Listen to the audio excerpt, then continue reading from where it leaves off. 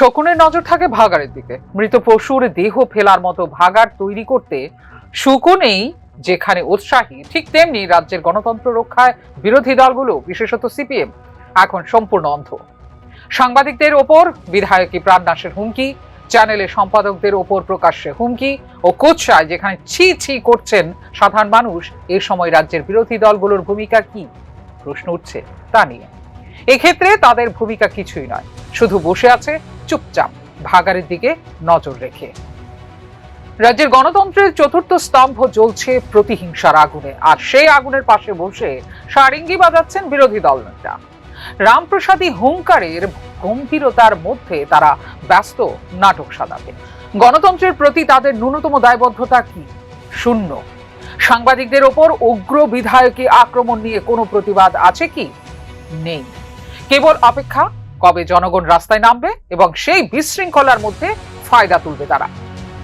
এই বিষয়গুলিকে আপনারা নিয়ে গভীরভাবে ভাবতে হবে না, সময় উপযোগী সমস্ত কিছুর ব্যবস্থা হবে।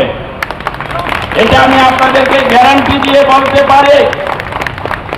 সময় উপযোগী তার শাস্তি পেতে হবে। যেমন কর্ম হবে। এই রাজ্যে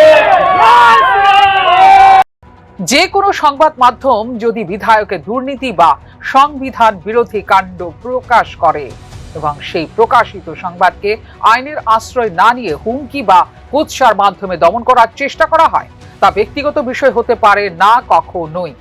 এটি হলো গণতন্ত্রের চতুর্থ স্তম্ভের উপর সরাসরি আঘাত।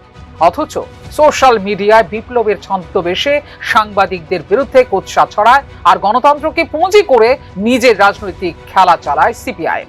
রাজ্যে প্রধান দুটি বিরোধী দল সিপিআইএম এবং কংগ্রেস গণতন্ত্রের প্রতি দায়বদ্ধতার ব্যানারের মুখে কুলুপ এঁটে বসে আছে বিরোধী রাজনৈতিক দলগুলো। উগ্র বিধায়কী কুৎসার পরও প্রতিবাদ করার সাহস দেখায়নি তারা। কিভাবে লোভ, ক্ষমতার লেশ্য সাম্প্রদায়িক আগুন থেকে সুবিধা তুলতে পারে শুধু অপেক্ষা তা নিয়ে। গণতন্ত্র, সাংবাদিকতা, জনগণের অধিকার, এইসব তাদের কাছে শুধু ফাঁকা শব্দ। রাজ্যের বিরোধী দলগুলোর বাস্তব চেহারা এখন একটাই, লজ্জাহীন, নীরব, যেন কেবলমাত্র ভাগাড়ের দিকে নজর রাখা শকুনের মতো। ফিউরো রিপোর্ট, নিউজ নাও।